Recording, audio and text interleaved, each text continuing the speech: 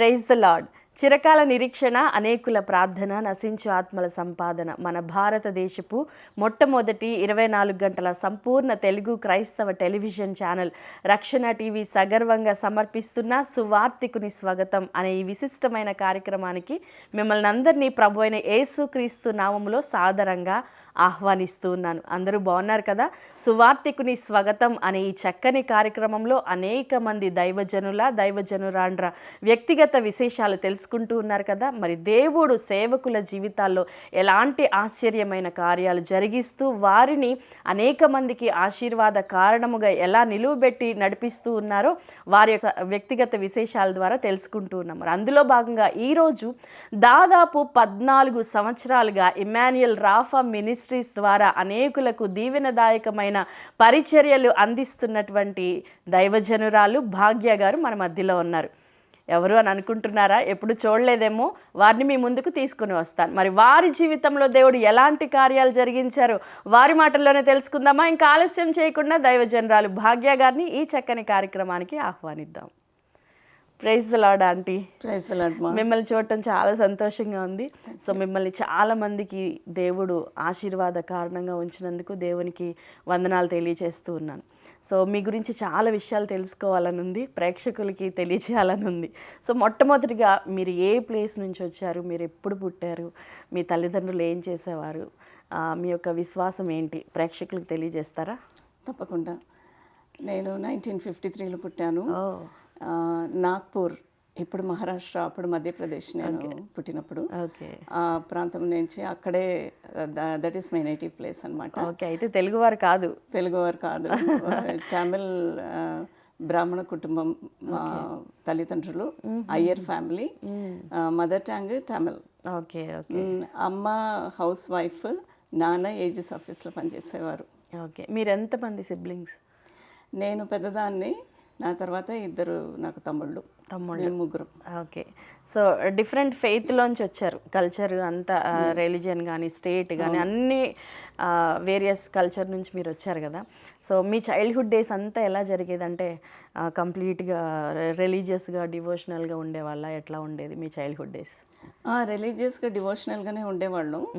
అంటే చిన్నప్పటి నుంచి గుడికి వెళ్ళడము, మళ్ళీ నోములు, వ్రతాలు, శ్లోకాలు నేర్పించుకోవడము.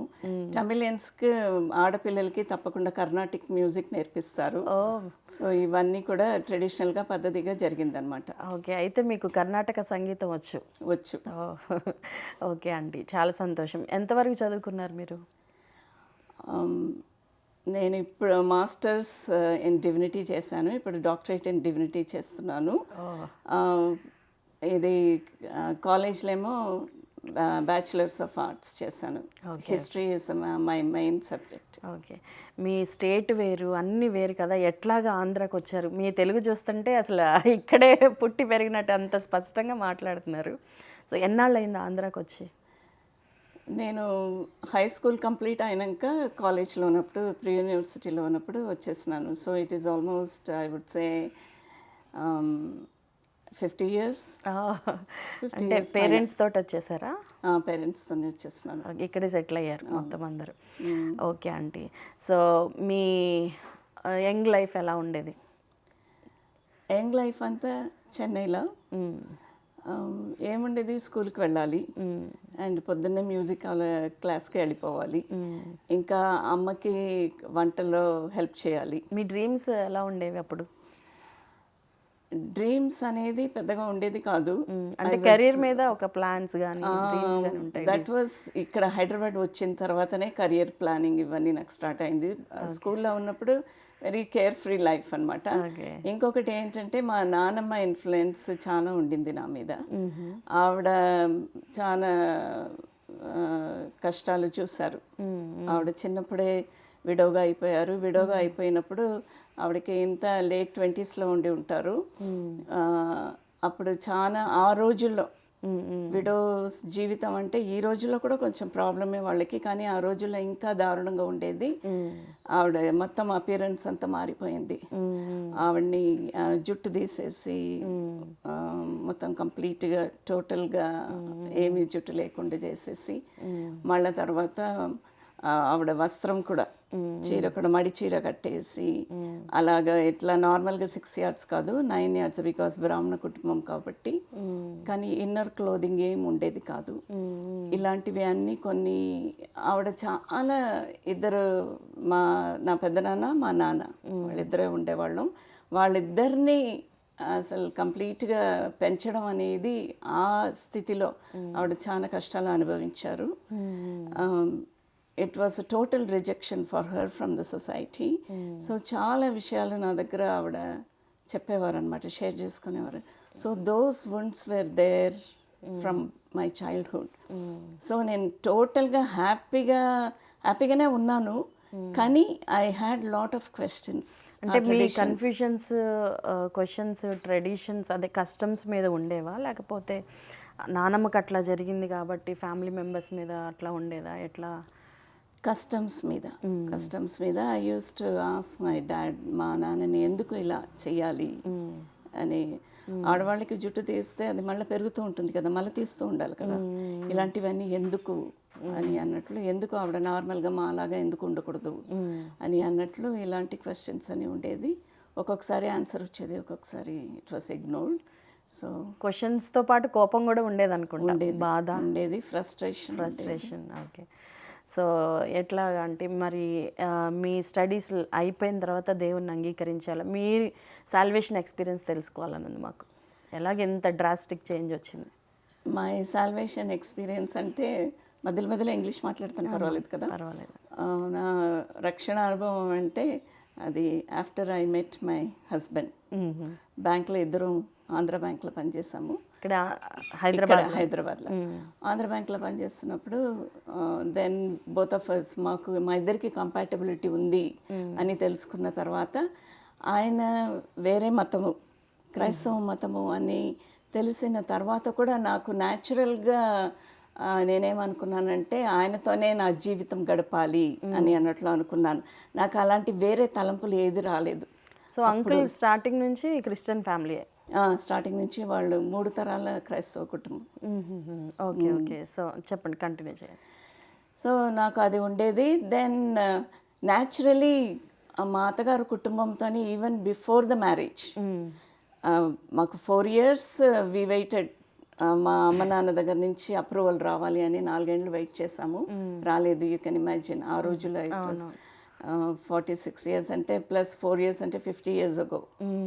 చాలా యంగ్ ఏజ్లోనే నేను బ్యాంక్లో 19 yearsలో జాయిన్ అయ్యాను. అప్పటి నుంచి అంకుల్ని చూసినప్పటి నుంచి, నా తర్వాత జాయిన్ అయ్యారు uncle, because he did his post graduation and joined. I joined as an under graduate. So అప్పటి నుంచి ఆయన చూసినప్పటి నుంచే we had that compatibility with అస్.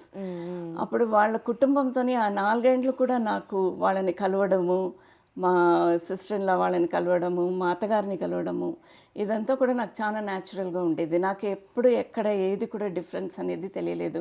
బ్రాహ్మణ కుటుంబం నుంచి వచ్చా కూడా నాకు I did not feel that. I think it was God's grace.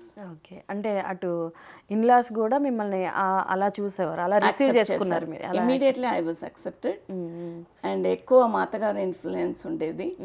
మా అత్తగారు నన్ను ఏమనేవారంటే, ఆవిడ ఎప్పుడు ప్రార్థన చేసేవారు, ఆవిడ ఎప్పుడు బైబిల్ చదివేవారు. నేను చాలాసార్లు క్వశ్చన్స్ అడిగాను ఆవిడ్ని. మ్యారేజ్ అయిన తర్వాత చర్చ్కి వెళ్ళేవాళ్ళం రెగ్యులర్గా వెళ్ళినా కూడా నాకు దేవుడి దగ్గర సమర్పణం అనేది అప్పటికి ఇంకా ట్రాన్స్ఫర్మేషన్ సమర్పణం అనేది రాలేదు. ఒక రిచువల్గా వెళ్ళేదాన్ని, ఆచారంగా వెళ్ళేవారు. ఇంకా సాల్వేషన్ ఎక్స్పీరియన్స్ రాలేదు అప్పుడు నాకు.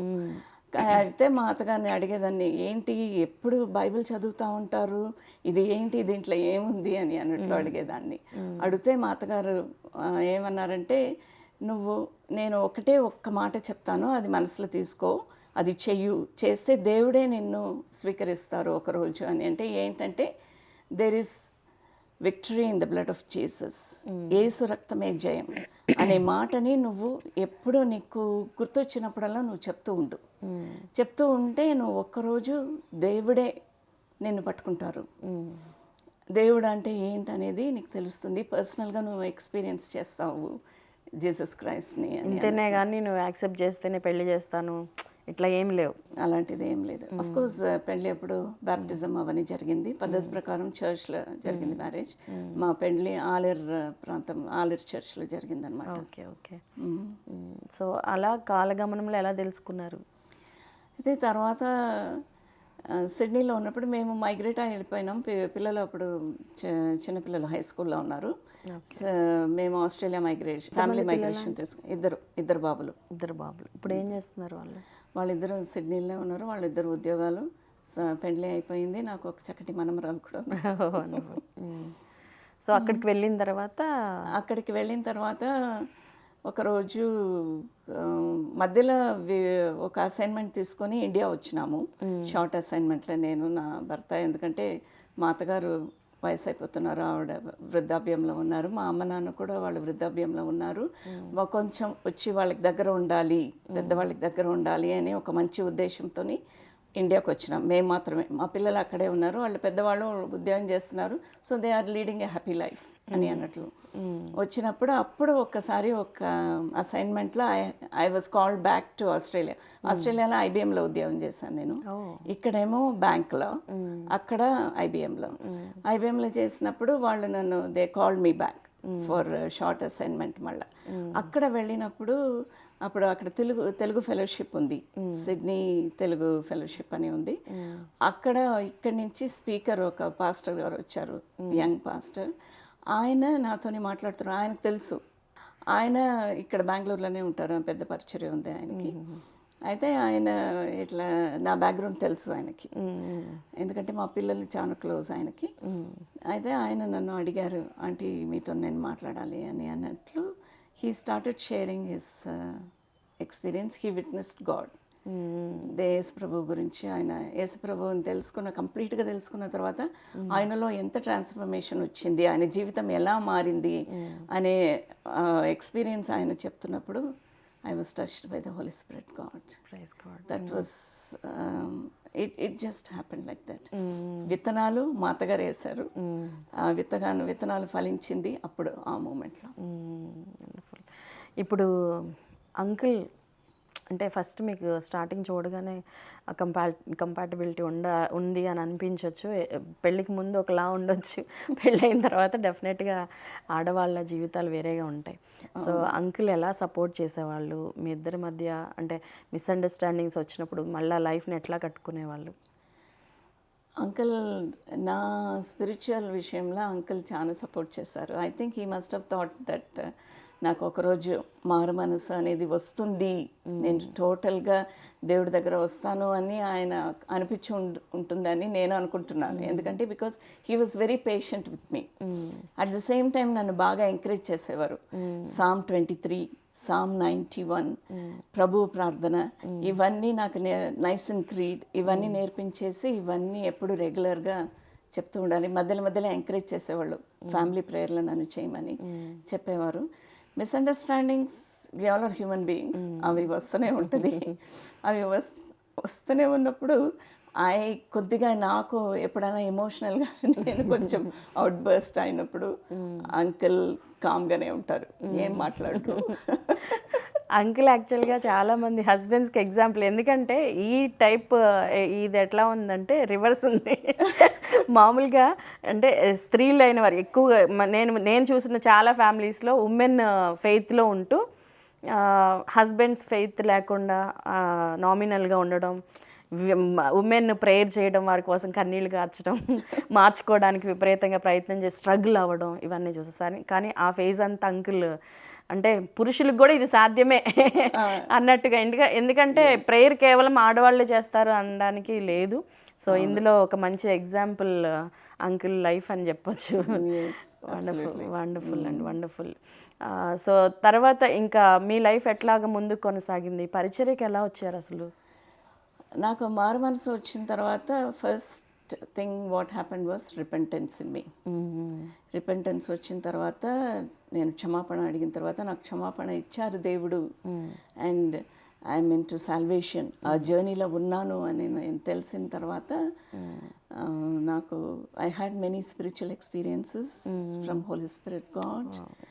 And I had lot of inner promptings ఇలా వచ్చేదన్నమాట. నేను ప్రార్థన చేసినప్పుడు తెలుగులో చెయ్యు అని అన్నట్లు ఒక ఇన్నర్ వాయిస్ నాకు వచ్చేది. అప్పుడు తెలుగు ఇంత స్పష్టంగా ఇంత సరళంగా మాట్లాడేదాన్ని కాదు. అప్పుడప్పుడు ఇంకా దేవుణ్ణి తెలుసుకున్న తర్వాత, రక్షణకు వచ్చిన తర్వాత ఆయన్నే నాకు చాలా విషయాలు నాకు బోధించారు. నాకు మొట్టమొదటిగా వచ్చిన వాక్యం ఏంటంటే ఐజయా చాప్టర్ 61 verse 4. యెషయా 61వ చాప్టర్ 4వ వచనం. అందులో చిదిలమైన స్థలాలను తిరిగి కట్టు, ఆ స్థలాలను నువ్వు అక్కడ వెళ్ళి పనిచేయు, ఆ స్థలాలను తిరిగి కట్టడానికి నీకు కావాల్సిన ఎంకరేజ్మెంట్, కాన్ఫిడెన్స్, ధైర్యం అనేది నేను ఇస్తాను. నేను ఉన్నాను, నువ్వు నిలబడు, మాట్లాడు, నేను చేస్తాను కార్యం. చాలామంది నా దగ్గర ప్రేయర్ అని అదని వచ్చేవాళ్ళు. వాళ్ళ జీవితాలు చిదిలమైన స్థలాలు అంటే నేను అనుకునేదాన్ని ఇంత బిల్డింగ్స్ అన్నట్లే మనం అనుకుంటాం కదా. నో, చిదిలమైపోయిన జీవితాలని తిరిగి కట్టడానికి నాకు వచ్చిన వాళ్ళు కూడా మోస్ట్లీ అలాగే వచ్చారు. And God has done lot of miracles in their lives. So మీరు కౌన్సిల్ చేసేదాన్ని, ప్రార్థన చేసేదాన్ని. ప్రార్థన కూడా నాకు దేవుడే నేర్పించారు. దెన్ వరల్డ్ బైబిల్ స్కూల్లో నేను ఎన్రోల్ అయ్యి, ఇట్ ఈస్ ఇన్ అమెరికా. అక్కడి నుంచి నాకు ఒక మెంటార్ని వాళ్ళే నాకు కనెక్ట్ చేశారనమాట. ఆవిడ ద్వారా నేను చాలా విషయాలు తెలుసుకున్నాను. ఆన్లైన్లో చదివేదాన్ని, ఎవ్రీడే చదివేదాన్ని నేను. దాని తర్వాత థియాలజీ చదవాలి అన్నట్లు ఒక తపన ఉండింది నాలో. థియాలజీ చదవడం మొదలుపెట్టాను. డిప్లొమా చేశాను international institute of church management, Florida, ఆన్లైన్లో. అప్పటికే నేను ఇంకా ఉద్యోగంలో ఉన్నాను కాబట్టి ఉద్యోగం చేస్తూ థియాలజీ కూడా చదివాను. సో టోటల్గా మీ స్ట్రగుల్స్, మీ లైఫ్లో చాలా స్ట్రగుల్స్ మీరు చూసి ఉంటారు. సో ఈ స్ట్రగుల్స్లో లేకపోతే ట్రిబులేషన్ పీరియడ్లో మీకు సఫరింగ్స్లో దేవుడు మిమ్మల్ని ఫెయిత్లో ఎలాగా బిల్డ్ చేశారండి? నాకు రక్షణ వచ్చిన తర్వాత చాలా రకాల సిక్నెస్ వచ్చింది. Lot of sickness. ఒకటి కాదు, రెండు కాదు, చాలా రకాలుగా వచ్చింది. వచ్చినప్పుడు ప్రతి ఒక్కదాన్ని ఎదుర్కొని, నేను ఇక్కడ ఉద్యోగం చేస్తున్నాను, థియాలజీ చదువుతున్నాను, and I have a family, have to take care of my husband, take care of my children. ఇవన్నీ ఉన్నా కూడా ఈ సిక్నెస్లో కూడా దేవుడు నన్ను ధైర్యపరుస్తూ తోడుగా ఉండి ఆయన హీలింగ్ ఇస్తున్నారు అనేది నాకు స్పష్టంగా కనిపించింది అనమాట. చాలా it was a very natural process for me. Spirituality అనేది నాకు చాలా న్యాచురల్ ప్రాసెస్గా వచ్చిందనమాట. ఆ స్పిరిచువల్ జర్నీలో కూడా ఆయన్నే నన్ను తీసుకుని వెళ్ళారు. ఎప్పుడు కూడా ఎందుకు దేవుడిని నమ్ముకున్నాను అనేమి అనిపించలేదు మీకు? ఎప్పుడు అలా అనిపించలేదు. సో ఈ పేరెంట్స్ తోటి మళ్ళీ రిలేషన్షిప్ కంటిన్యూ అయ్యిందా? ఇమీడియట్గా మ్యారేజ్ అయిన తర్వాతనే we were accepted. Okay. My husband was treated like son in the family. Wonderful. మా పిల్లలంటే, మనవాళ్ళు అంటే మా అమ్మ నాన్నకి అంత ఇష్టంగా ఉండేవాళ్ళు. ఓకే. వాళ్ళు ఫెయిత్ ఇప్పుడు ఎట్లా ఉందండి? వాళ్ళు ఇప్పుడు లేరు. 2017-18లో వాళ్ళిద్దరు కాలం అయిపోయింది. లాస్ట్కి మా అమ్మ మాత్రం ఒకటే మాట చెప్పింది. ఆవిడ హాస్పిటల్లో ఉన్నప్పుడు లాస్ట్కి వాళ్ళిద్దరికీ కొన్ని నెలలు వాళ్ళతోని ఉండి సేవ చేసే అది ఒక ఆపర్చునిటీ అనేది దేవుడు అనుగ్రహించారు. ఎక్కడ నాకు ఎలాంటి ఒక పేరు కూడా రాకుండా, ఎలాంటి ఒక తగ్గింపు అనేది కూడా రాకుండా అట్లా తీసుకొని వచ్చారు దేవుడు నన్ను. మా పిల్లలు కూడా వచ్చారు, ఇక్కడ వచ్చి ఉండి వాళ్ళ అమ్మమ్మకి వాళ్ళ తాతకి మా పిల్లలు కూడా సర్వ్ చేశారనమాట ఫర్ సమ్ మంత్స్. లాస్ట్కి మా అమ్మ ఒకటే మాట చెప్పారు, ఎంతైనా చెప్పు, నువ్వు మీ దేవుడే గొప్ప దేవుడు, ప్రైజ్ గాడ్ అని అన్నట్లు మై మదర్ సెడ్. నాన్న లాస్ట్కి సాల్వేషన్ ప్రేయర్ చేయమంటే చేశాను లాస్ట్కి. కానీ వాళ్ళది లాస్ట్ రైట్స్ అంతా వాళ్ళ పద్ధతి ప్రకారమే జరిగింది అక్కడ. నేను I cannot contest anything. Okay aunty. So almost 14 years నుంచి ఇమ్మాన్యుయల్ రాఫా మినిస్ట్రీస్లో పరిచర్య అందిస్తూ ఉన్నారు. అసలు మీకు ఆ బర్డెన్ ఎట్లా కలిగింది? విజన్ ఏంటి? దాని ద్వారా ఎలాంటి పరిచర్యలు జరుగుతూ ఉన్నాయి? చిన్నప్పటి నుంచే నాకు ఒకటి ఉండేది, that is from the family, from my mother. పేదవాళ్ళకి బాగా సహాయం చేయాలి అనేది ఒకటి ఉండిందనమాట. Social service. Community, reach out to the community and help them. అప్పుడు మినిస్ట్రీలో ఉన్నప్పుడు నీడ్లో ఉన్న పాస్టర్స్కి హెల్ప్ చేయడము, చర్చ్ ప్లాంటింగ్ చేయడం. చర్చ్ ప్లాంటింగ్ అనేది నేను నా భర్త ఇద్దరు. నా భర్త నాకు చాలా సహాయపడ్డారు కాబట్టే నేను ఇంతవరకు ఇవాళ వరకు ఇది కూడా మాట్లాడగలుగుతున్నానంటే it is not without his support. ఆయన చేశారు కాబట్టి. ఇద్దరం కలిసి చర్చ్ ప్లాంటింగ్ అవన్నీ చేసేవాళ్ళం, బాగా చేసేవాళ్ళం. ఎక్కడెక్కడ అవుట్ రీచ్ మినిస్ట్రీ ఉందో many places we planted churches in వరుస ఆల్సో. వరంగల్, ఖమ్మం, విశాఖపట్నం, ఇలా కొన్ని ప్లేసెస్లో, చెన్నై, ఇలాంటి ప్లేసెస్ అవుట్ రీచ్లో ఎక్కడెక్కడ గ్రామాలు ఉన్నాయో అక్కడ అవుట్ రీచ్ మినిస్ట్రీ చేసే పాస్టర్స్ని రీచ్ అవుట్ అయ్యి చేసేవాళ్ళం. అండ్ దెన్ ఆర్ఫనేజ్ సపోర్ట్ ఇక్కడ Hyderabad, orphanage support in Visakhapatnam also. We are still doing it. Funds raise చేసే అంత కృపని నాకు అనుగ్రహించారు దేవుడు.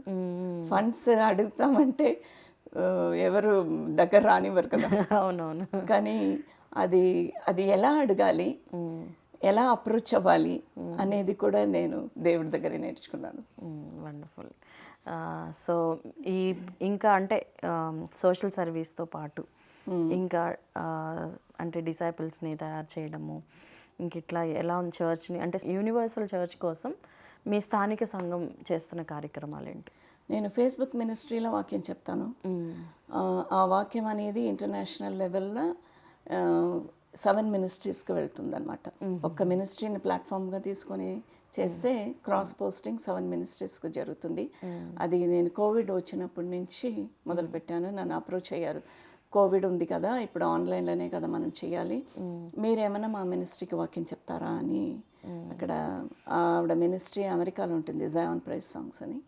నన్ను అడిగారు. నన్ను అడిగినప్పుడు సరే అని ఒప్పుకున్నాను. అక్కడి నుంచి వేరే మినిస్ట్రీస్ వాళ్ళు కూడా నన్ను అప్రోచ్ అయ్యారు. అలా 7 మినిస్ట్రీస్కి వాక్యం వెళ్తుంది, ఇంటర్నేషనల్ లెవెల్లో వెళ్తుంది. It goes to many countries. నాకు చాలామంది ఆడియన్స్ ఉన్నారు ఇంటర్నేషనల్ లెవెల్లో కూడా, వేరే కంట్రీస్లో ఉన్న వాళ్ళు కూడా ఉన్నారు. కౌన్సిలింగ్ ద్వారా దేవుడు చాలా రకాలుగా చాలా మంది జీవితంలో మార్పు అనేది తీసుకొని వచ్చారు దేవుడు. ఒక ఉమెన్గా సో మినిస్ట్రీ లీడ్ చేయడం కానీ, ఫ్యామిలీ లీడ్ చేయడం కానీ, సో ఒక ఉమెన్గా మీరు ఎలాంటి ఎక్స్పీరియన్స్ పొందారు వ్యూవర్స్కి మీ లైఫ్లో నుంచి? ఒక ఉమెన్ కానీ అంటే నా భర్త నాకు తోడుగా ఉన్నారు కాబట్టి, so he is supporting me. So అందుకనే అది నాకు ఎక్కడ ఛాలెంజెస్ అనేది ఎక్కువ నేను అంతగా చూడలేదు. కానీ ఛాలెంజెస్ వచ్చినప్పుడల్లా హీ స్టూడ్ బై మీ. ఆయన ఉన్నాయి ఛాలెంజెస్ అయితే ఉంది, కానీ he stood by me. Wonderful. అంటే ఇప్పుడు సపోర్ట్ ఎంత ఉన్నా కానీ ఒక్కొక్కసారి మన నుంచి కూడా ముందుకు రాని పరిస్థితులు చాలామంది ఉమెన్ లైఫ్లో ఉన్నాయి. తర్వాత వేరే వాళ్ళు మనల్ని తక్కువ చేసే ముందు మనకే ఇన్సెక్యూరిటీ ఫీలింగ్లో ఉంటాం. మీరు ఎట్లాగా దాన్ని డెవలప్ చేసుకున్నారు ముందుకి రావడానికి? హస్బెండ్ చాలామంది వైఫ్స్ని ఎంకరేజ్ చేస్తూ ఉన్నప్పటికీ చాలామంది ముందుకు రారు. సో మీరు ఎట్లా స్టెప్ తీసుకున్నారు అని అంటున్నాను, అంటే ఉమెన్ కమ్యూనిటీకి ఉపయోగపడుతుందని అడుగుతున్నాను. వాక్యం ద్వారా బలపరచబడ్డాను. కొన్ని వాక్యాలు ఉంటాయి, ఆడవాళ్ళు వాక్యం చెప్పడం అనేది ఛాలెంజింగ్గా, కొన్ని వాక్యాలు అవుట్ ఆఫ్ కాంటెక్స్ట్ తీసేసుకొని అది కొంతమందికి ఇలాంటివి ఎదురైనాయా? మీరు వాక్యం చెప్పకూడదు అలాంటివి వచ్చినాయి. అప్పుడు మీరు వాళ్ళని డీల్ చేశాను. అవుట్ ఆఫ్ కాంటెక్స్ట్ తీసుకొని మీరు చెప్తున్నారు, that was only applicable for that audience. ఆ టైంలో వాళ్ళు సంఘానికి వ్యతిరేకంగా వాళ్ళ ప్రవర్తన ఉండింది కాబట్టి పౌలు భక్తుడు అలా రాయాల్సి వచ్చింది. ఇప్పుడు మనం ఒక ఎగ్జాంపుల్ చెప్తాను. బాబు చిన్నవాడు బాగా సైక్లింగ్ చేసేవాడు. సైక్లింగ్ చేస్తూ ఉంటే బయట పోయినప్పుడు ఎక్కడో దెబ్బ తగులుతుంది. దెబ్బ తగిలినప్పుడు ఏమంటాను, ఇంకొకసారి సైకిల్ ముట్టుకున్నామంటే చూడు, దట్స్ న్యాచురల్. సో అలాగే పౌలు భక్తుడు అలాగ మాట్లాడారు. ఇలా సింపుల్గా మీరు అలా అనుకోండి, అవుట్ ఆఫ్ కాంటెక్స్ట్ తీసుకొని మీరు ఆడవాళ్ళు వాక్యం చెప్పకూడదు, మినిస్ట్రీలో ఉండకూడదు అని అంటే, Priscilla ministered Apollos. And Lydia open the doors for the ministry, for Paul's ministry. And ఇంకా ఫిలిప్ కుమార్తెలు కన్యకలుగా ఉండే వాళ్ళు అసలు వాళ్ళ జీవితాన్ని దేవుని కోసం వాళ్ళు సాక్రిఫైస్ చేసుకున్నారు ఆ రోజుల్లో. అవునవును, వండర్ఫుల్ అండి. లాస్ట్లో నేను ఒక క్వశ్చన్ అడుగుతా, అంటే ఒక పెయిన్ తోటి మీరు చిన్నప్పటి నుంచి క్యారీ అయ్యారు కదా మీ నాన్నమ్మ గారి విషయంలో, అది దానికి సమాధానం దొరికిందా మీకు? Through missionaries. వండర్ఫుల్. ఇప్పుడు అలాంటి పరిస్థితి అనేది నేను చూడట్లేదు కదా. మీకు కూడా తెలిసే ఉంటుంది, ఆడవాళ్ళకి ఇప్పుడు అంతగా లేదు. మేబీ పళ్ళల్లో ఉందేమో మనకు తెలీదు, బట్ మెయిన్ సిటీస్లో చూస్తుంటే విడోస్గా ఉన్న చాలా వరకు రిఫార్మేషన్ అనేది అనేది వచ్చింది, వాళ్ళకి యాక్సెప్టెన్స్ అనేది వచ్చింది. అప్పుడున్న రిజెక్షన్ అనేది చాలా మటుకు తగ్గింది. సో మీ త్రూఅవుట్ లైఫ్లో నుండి వ్యూవర్స్కి ఏమైనా చెప్పాలనుకుంటున్నారా? యేసు ప్రభు, he is the only saviour in this world. రక్షణ అనేది, రక్షణకి కర్త యేసు ప్రభు మాత్రమే. And he is the author of salvation. అది ఎలా అంటే because of his sacrifice on the cross. ఆ రక్త ప్రోక్షణ ద్వారా, ఆయన ప్రేమ ద్వారా మనల్ని మనం పిలిచినప్పుడు, మీకు ఎవరైనా యేసుప్రభు గురించి కానీ యెహోవా దేవుడి గురించి కానీ చెప్పినప్పుడు ఒక్కసారి మనసు విడిచి మీరు వినాలి. You have to open your heart, mind and soul. వినండి. Don't take it as a challenge, take it as salvation for you, as a path to you to lead, to be led to the truth. సత్యం అనే మార్గంలో మీరు నడుస్తున్నారు. మీ దేవుని ప్రేమని మీరు చూస్తారు. Salvation అంటే రక్షణ తర్వాత మీకు ఏంటనేది మీరు అప్పుడు తెలుసుకుంటారు, ప్రభువుని తెలుసుకున్నప్పుడు. ఇటర్నిటీ, నిత్య జీవం అనేది యేసుప్రభువులో మాత్రమే ఉంది, because of his sacrifice on the cross and because of his love. ఇది ఒక్కటి మీరు తెలుసుకోవాలి. ఇది ఒక మతం కాదు, it is a relationship with God himself. ఎవరు మీకు నేను నీకు ఇది ఇస్తాను అది ఇస్తాను, నువ్వు క్రిస్టియానిటీలో మారిపోవాలి అని అలాగా మంచి క్రైస్తవులు ఎవ్వరు కూడా అలాంటి మాటలు చెప్పరు. No one gave me any rice bags or any money or anything to become a Christian or to be a follower of Jesus Christ. ఎవరు కూడా నాకు ఇవ్వలేదు. అది దేవుడి దగ్గర నుంచే ఆ మార్పు అనేది వచ్చింది. మీరందరూ కూడా అలాంటి రక్షణ మార్గంలో నడవాలా అన్నట్లు నా కోరిక. నేను దేవుడి దగ్గర అదే ప్రార్థన చేస్తున్నాను. అది నా మనవి. Thank you. Wonderful words aunty. So మీరు చాలా మంచి విషయాలు తెలియజేశారు లాస్ట్లో. సో అలాగా రక్షణ లేని వాళ్ళు ఈ ప్రోగ్రాం చూస్తుంటే రక్షింపబడాలని, రక్షణ పొందుకున్న వాళ్ళు ఆ రక్షణలో స్థిరంగా నిలబడుతూ దేవుని కోసం, దేవుని రాజ్యం కొరకు బలంగా అందరూ కూడా పనిచేయాలని ప్రార్థన చేస్తారా? ముగించుకుందాం.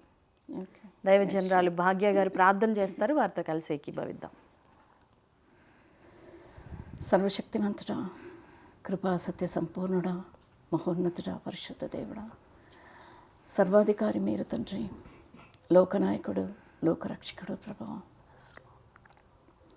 ఈ లోకాన్ని రక్షించడానికి పరలోక రాజ్యాన్ని వదిలేసి మాలాగా వచ్చిన దేవుడు మీరు తండ్రి.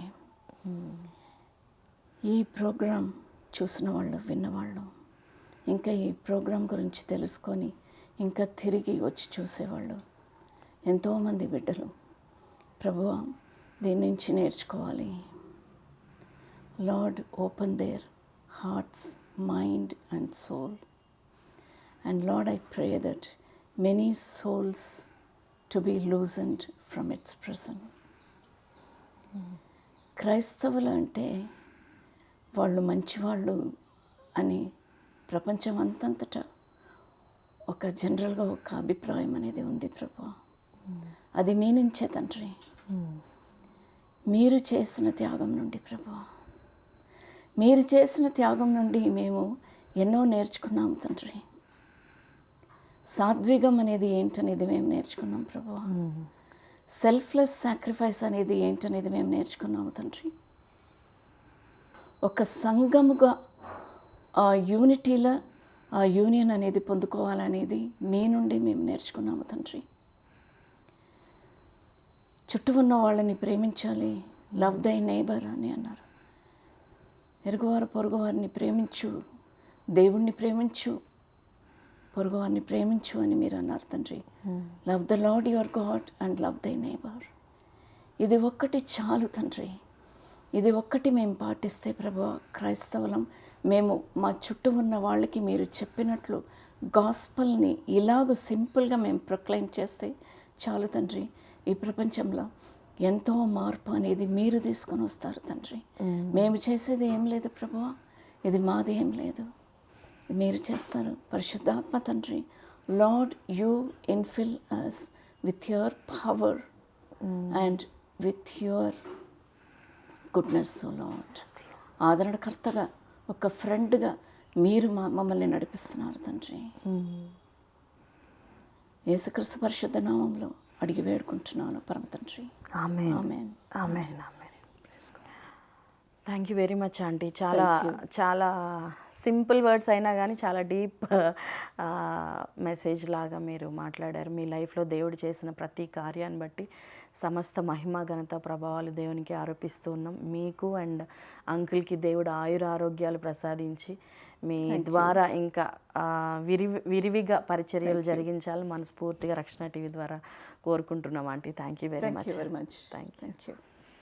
వీక్షించారు కదండి. ఆశీర్వాదకరమైనటువంటి ఈనాటి సువార్తికుని స్వాగతం అనే కార్యక్రమంలో దైవజనరాలు భాగ్య గారి యొక్క జీవిత సాక్ష్యాన్ని నిజంగా మరి హైందవ కుటుంబానికి చెందినప్పటికీ మరి దేవుడు ఎంత అద్భుతంగా వారి యొక్క హృదయంలో పశ్చాత్తాపాన్ని రేకెత్తించి ప్రాయశ్చిత్తాన్ని అనుగ్రహించి రక్షణ మార్గంలోకి నడిపించి రక్షణ మార్గంలో వారిని స్థిరపరిచి పరిచర్య దిశగా వారు అడుగులు వేయడానికి దేశ విదేశాల్లో వారిని నడిపిస్తూ మరి వారి ద్వారా అనేక మంది దీవించబడటానికి అనేక మంది జీవితాలు మానసికంగా శారీరకంగా కుటుంబాలుగా కట్టబడడానికి దేవుడు దైవజనరాల్ని ఎంత ఘనంగా వాడుకున్నారో వారి యొక్క జీవితాన్ని బట్టి వారి యొక్క పరిచర్యలను బట్టి వారు అందిస్తున్న సేవలను బట్టి సమస్త మహిమ ఘనత ప్రభావములు దేవునికే కలుగునుగాక.